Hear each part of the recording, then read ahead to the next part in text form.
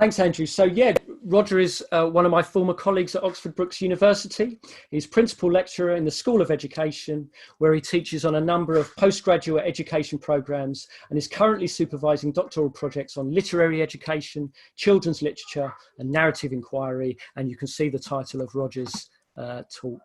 So I've got an opportunity to share with you this morning some initial work, some emerging work around the notion of viewing detective fiction as a literature more profoundly engaged with learning and learning processes than we might hitherto have considered.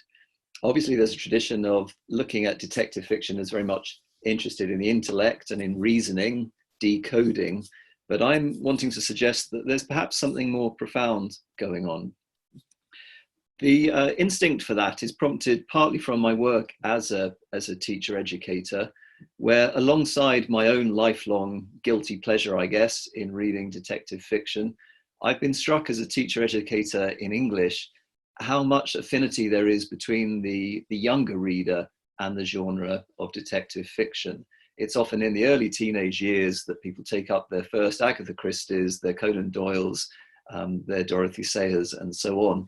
And indeed, within Oxford in particular, there is quite a culture of younger reader literature around crime fiction themes. So the Robin Thomas book series, Murder Most Unladylike, an Oxford-based author very successfully presenting a child detective protagonist.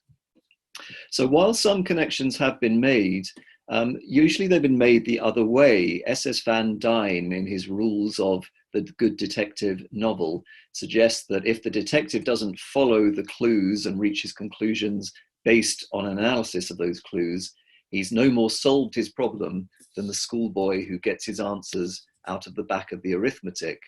So a link's been made before in terms of likening the detective to a learner, but I'd like to suggest that there's much more of an affinity also going the other way. The learner seeing in the detective a learner protagonist. And despite this tradition of the detective as an alienated intellectual and somebody set apart, that actually that affinity is something more strongly traced through into younger learners' reading habits and even classroom experiences.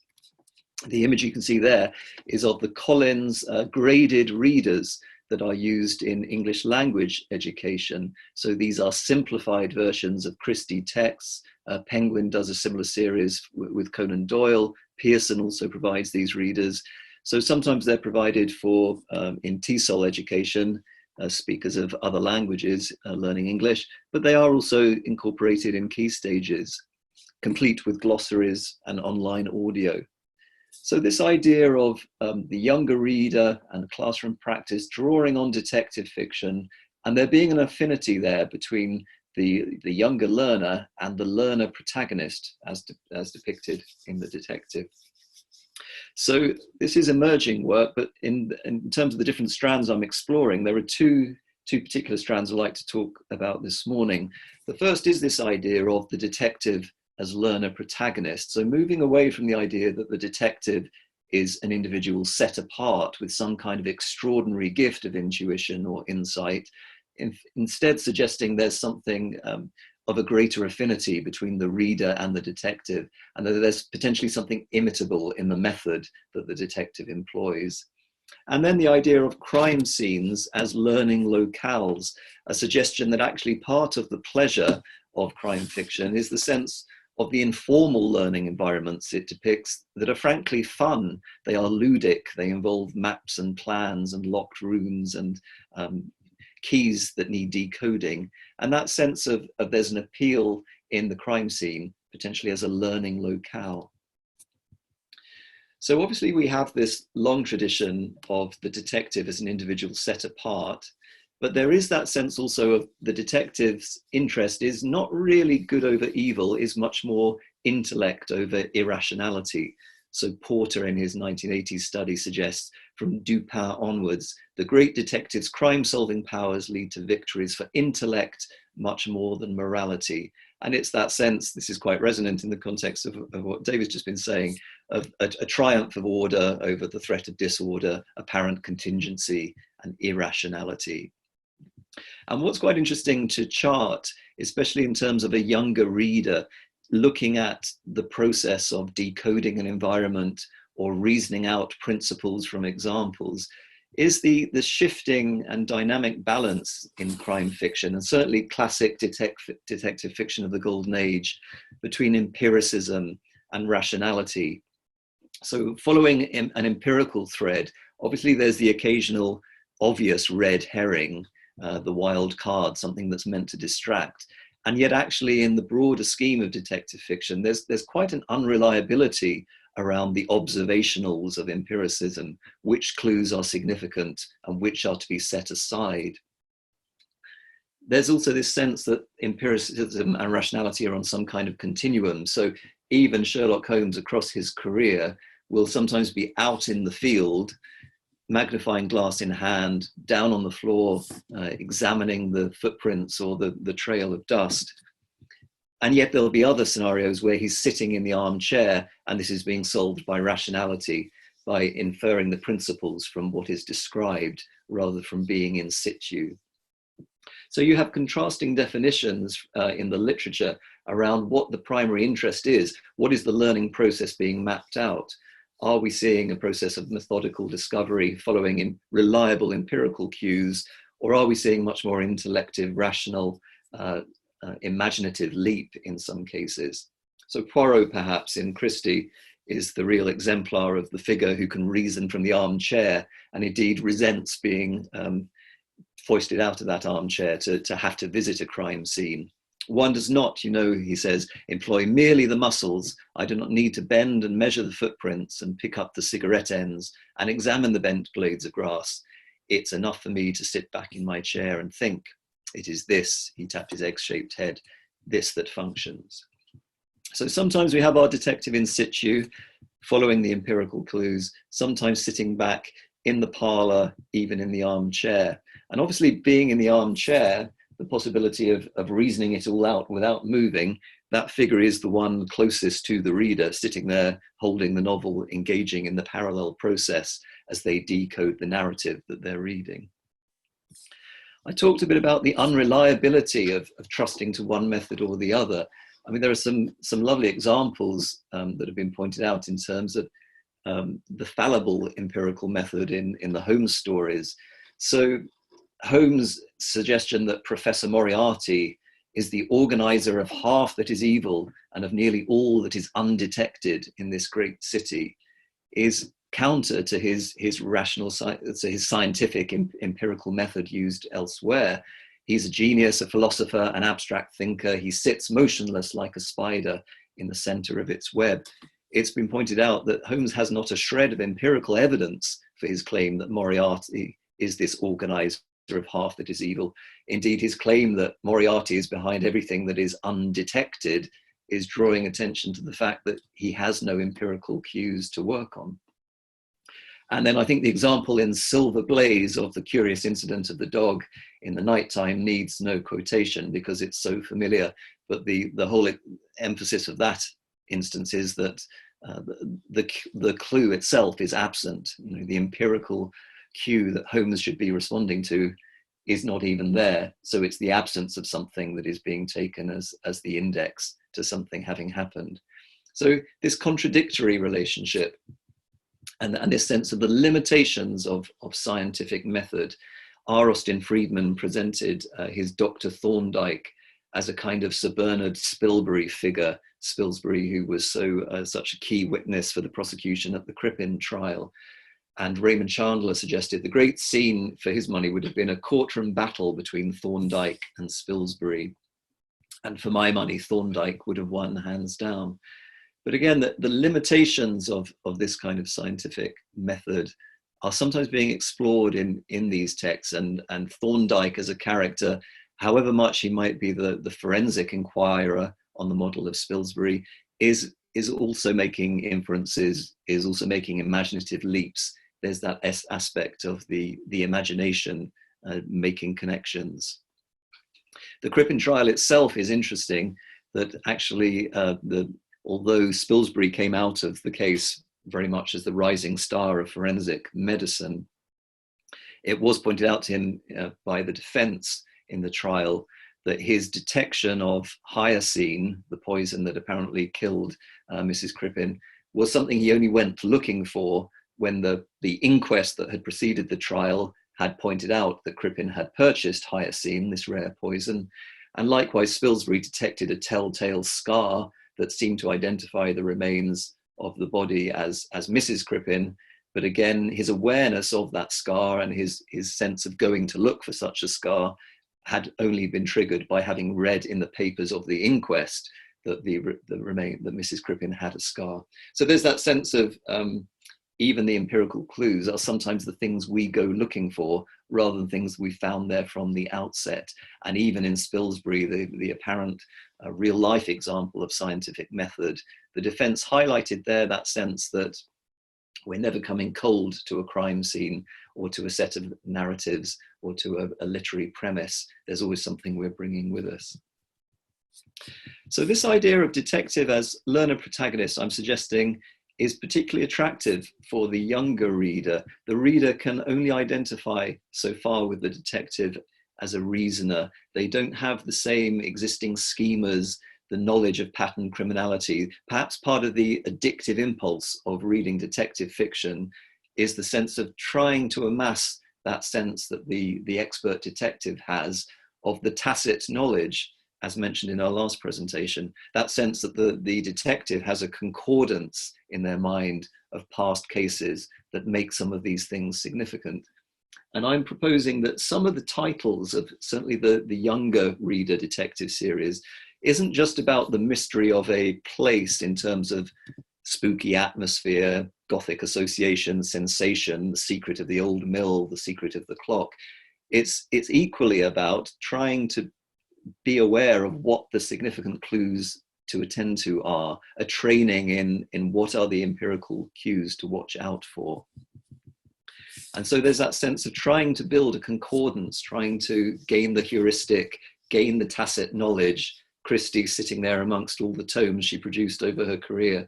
There's that sense that detective fiction, as Chandler says, is a genre that has learned nothing and forgotten nothing, that each new text we come to fresh, and W.H. Auden points out, once we've read one detective text, we tend not to want to go back to it. We want the novelty, we want to embrace a new one. But we go into each one perhaps with that sense that this time we'll be able to crack the code. We, like the detective, will be able to solve the problem, crack the clue puzzle. We're going to build up this kind of concordance that will hone our own reading, our own horizon of expectation. So Poirot, again, in that quote from the ABC murders, bears out this idea that intuition is in part something informed by this concordance of prior experiences and tacit knowledge. What's often called an intuition is really an impression based on logical deduction or experience. When an expert feels there's something wrong about a picture or a piece of furniture or the signature on a check, he's really basing that feeling on a host of small signs and details. It's not a guess, it is an impression based on experience. Now, there's been some interesting work on this by Stephen Knight and others on this idea of the vigilance, and the idea of domestic watchfulness in particular is serving a wider cultural function. And I'm very sympathetic to that view. And I think this sense that it might appeal to younger readers in particular as a paradigm of their own learning is perhaps actually something that's quite congruent with that argument rather than something separate. I'd like to say just a bit before concluding about the learning locale of the crime scene. There's this sense that in so many of the Christie novels and in the Golden Age novels, the crime scene is equally a learning locale. And again, I'd suggest for the younger reader in particular, there's a kind of liberating resonance in that while the classroom and the formal learning environment presents only so many opportunities for learning, and that learning is often structured and sequenced and orchestrated by another, the crime scene is an informal learning environment. It's a learning locale that has a ludic quality to it. As Andrew Green, one of our hosts today, has recently written about the sense of a playful quality to some of these settings. And that's borne out by this idea of sharing with the reader the plan, the layout, the map of the household, something in the end reified in the physical board game Cluedo in the 1940s, which we might all have played in youth. So there we have the mysterious affair of styles, the plan of the house, the Orient Express coach configuration at the start of that novel, and on the left of the screen, the plan of Fisher College from the Cambridge murders story, which is by Glyn Daniel, and is one of many texts which is making the crime scene actually a seat of learning. And this is another interesting subgenre that I think bears out this idea that there's something intrinsic to the crime scene in detective fiction as a learning locale.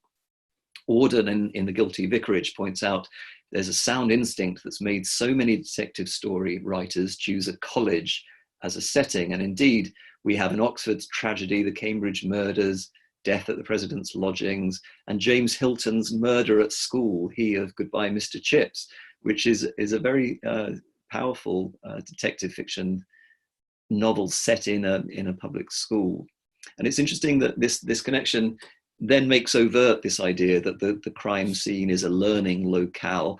And when the crime scene is explicitly somewhere associated with learning, the fictionality of the genre is all the more foregrounded, as if the secret is somehow out, that the crime scene is itself a learning locale, and that the detective is at some level a proxy for the learner. So just a few examples here.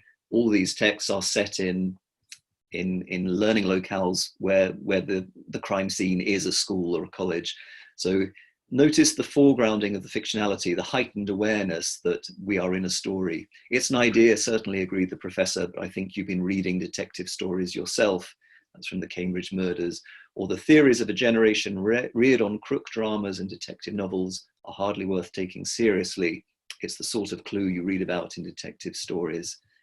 And finally, well, there's usually a second murder in books, says a character in Christie's Cat Amongst the Pigeons. So this sense that when the crime scene itself is a place of learning, there's this heightened awareness and this foregrounding of the literary quality of the kind of novel we're in, as if, as I say, the secret is out, that the detective is really a proxy for the learner.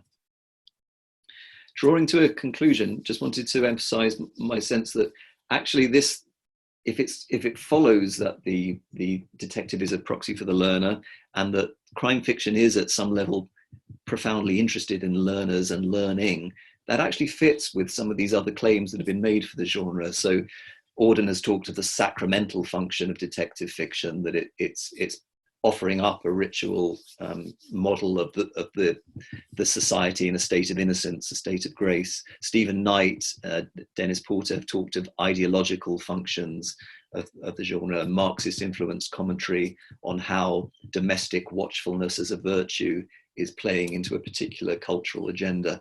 But I think actually in foregrounding the reader's own self-concept as an individual reasoning learner, that would actually serve both of those narratives, and I think perhaps fits with those other cultural functions that have been claimed for the genre. So just to summarize, despite the tradition of the amateur detective as an alienated intellectual set apart, this formula of detective fiction promises the reader a potentially replicable method. Again, interesting in the light of what David was just saying, the pleasure, the anticipation, the frustration in this narrative interplay between empiricism and rationality. We're in crime scenes that are set up as ludic spaces, informal learning spaces, where the detective is at some level a proxy for the learner. And the more that ludic space is actually made into a formal learning environment, a school or a college, the more that the literary quality of the narrative is foregrounded. So the reader's challenge to amass a sufficient concordance of detective fiction to read effectively alongside the detective. And I'd suggest that's what gives the addiction element that Chandler and Auden and others talked about. Finally, to round off, the emerging questions for me, among the many, are whether this appeal of the genre, its ability to make addicts of us, partly comes from this interest in learning, whether the texts do more explicitly engage with what was going on educationally in their time. There's a nice quote from Christie there, Cat Amongst the Pigeons: "Send her to a secondary modern somewhere handy. They don't have murders there." And then also, given where we are with inclusivity and decolonizing the curriculum, and the place certainly of golden age texts with that, whether this affinity between younger readers and detective fiction is something that will endure, should endure, or whether actually we have to challenge or displace some of these texts in that wider debate about inclusivity. So thank you very much, and over to questions.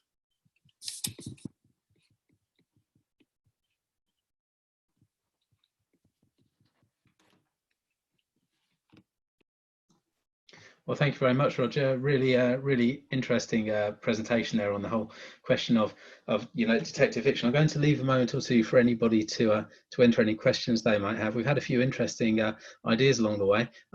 Scooby-Doo from Brianna, who talks about the fact that we've got the gang in Scooby-Doo who did not seem to retain any learning from mystery to mystery. So thank you for that. That takes us well into the popular culture domain, which is great. And Bob Eagleston, likewise, who says a lot of that's very interesting in relation to the idea of Harry Potter. Too, the idea of the characters there as kind of semi-detectives searching out secrets and so on. And I was interested to see one of the authors that you had presented there was J.C. Masterman, who of course was the commander, I believe, of the British Secret Service before becoming a detective novelist. So very interesting there, that idea between detection and secrecy. Just while we're waiting for any more to come in. We've got a question there actually immediately from Fozia, who asks, is what you're saying exclusive to British detective fiction? So perhaps I could give you that one, Roger. Is what you've been talking about today exclusive to British detective fiction? Interestingly, you were referring to Raymond Chandler, who we tend to think of as American, but was actually, for those of you who didn't know this, at school with P.G. Wodehouse. Chandler was at a major British public school and was an expatriate Brit. Yeah, so over to you, Roger. Yeah, no, thanks, colleagues. Interesting questions indeed. I think not necessarily. I've been focusing, particularly on that dynamic of the Golden Age, which is largely, certainly an Anglo-American tradition. But I think that could be an interesting paradigm to explore further in terms of detectives of other cultures, detectives in other settings. It would be interesting to consider that in respect to the learning locales in particular, because the learning locales are obviously usually very formulaic. It's the country house, or it's the Oxbridge College, or it's the public school. And so the idea of whether the learning locales can be broadened and what resonances they might have in other cultures would be interesting. Thank you. Perhaps particularly with Scandinavian crime fiction and the Montalbano series, a lot of things that kind of resonate there with the British readership certainly is very interesting, coming from other traditions. We've got a question here from Ollie, who's asking, is Sherlock Holmes not a learner but a gatekeeper? Gatekeeper to knowledge. He always knows more than everyone else, so doesn't need to learn anything. He just apply.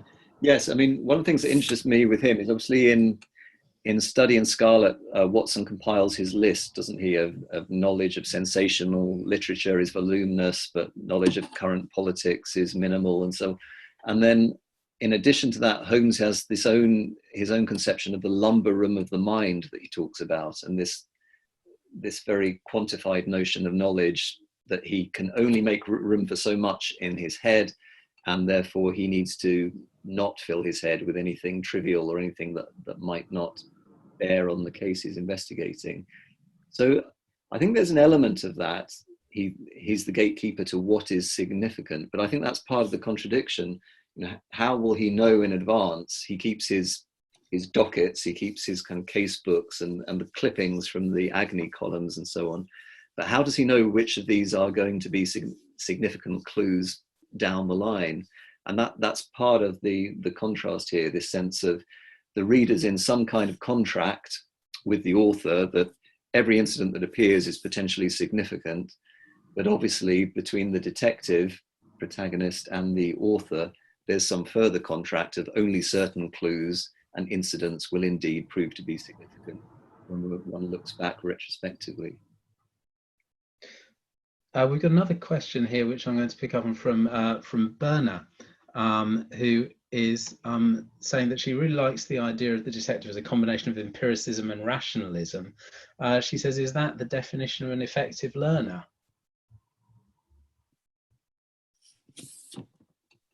That's an interesting one. I mean, I don't know if does a whole learner result from these two methods, or does it follow that maybe both of those methods are lacking, since they're being in these novels at least, neither one approach throws up the answer wholesale. Is that implying and there's always another novel to read, there's always another narrative to encounter? Is there an implication of a more holistic model to follow? I mean, one of the things that's really interesting, I don't know how many of you know the classic Tsvetan Todorov analysis of the detective novel, looking at the dual nature of narrative and the two simultaneously functioning narratives of the crime in the first instance, and then of the solution of the crime. One of the things that Todorov never satisfactorily answers for me is what happens where the investigation of the crime becomes an active part in the ongoing life of the crime, in that often the second murder or the third murder is committed as a direct result of the detective's intervention in response to the initial murder. And Todorov never really looks at the fact that those two then become totally interactive with one another. Mm-hmm. And so I'm interested in moving beyond this idea of the detective just as reader, writer, learner, and looking at the way in which the detective becomes him or herself an actor. Yes, initiate. And how that then becomes interesting in this relation. I wonder whether you might have something to say about that, Roger. Yes, I think that's right. I think, I mean, obviously Bob's also just posted about the Watson figure, and the sense that sometimes the learning activity is distributed across more than one individual, and it seems that sidekick is very often an important figure, and I wonder if that fits with the same thing here, that the detective to some extent becomes implicated in the action more or less. In The Hound of the Baskervilles, Holmes famously disappears for a third of the novel so that he can appear not to be orchestrating events, only to return as the deus ex machina at the end. So I think there's probably a distinction between the novels where the detective does remain aloof from the action, and maybe that's another reason for sitting in the armchair, reasoning from the armchair, and another tradition where the detective is influencing the remainder of the story, and an attempt is made even on the detective's life, and they become placed at the heart of the story. I think the other thing I didn't have time to mention was the comedy of manners tradition, and which for me is, it's closely bound into the detective fiction, certainly of the Golden Age. And it's another reason why younger readers might feel a strong affinity, because part of what we're decoding is how do people interact, what is taboo, what is acceptable, what is a secret, what is shared knowledge. And that comedy of manners element is also important in terms of the detective as an actor, because often the detective lacks some of those social skills and blunders in, and part of their surfacing everything is part of being tactless to some extent. Well, Roger, I'm afraid we do need to call time on that. A fascinating presentation. Thank you so much. Just as a final thought, anybody interested in this idea of the detective and the idea of the detective and truth, a couple of really interesting books by a French academic called Pierre Bayard, where he looks in one case at the murder of Roger Ackroyd, the classic Christie text, and a second book that looks at the Hound of the Baskervilles, where he goes in and directly challenges the truth of the detective's solution to the mysteries, and asks us to think about our role as readers in forming our own understanding of the detective's truths and the basis upon which the detectives come to those true readings, or not, as the case may be. So thank you, Roger. Really, really fascinating.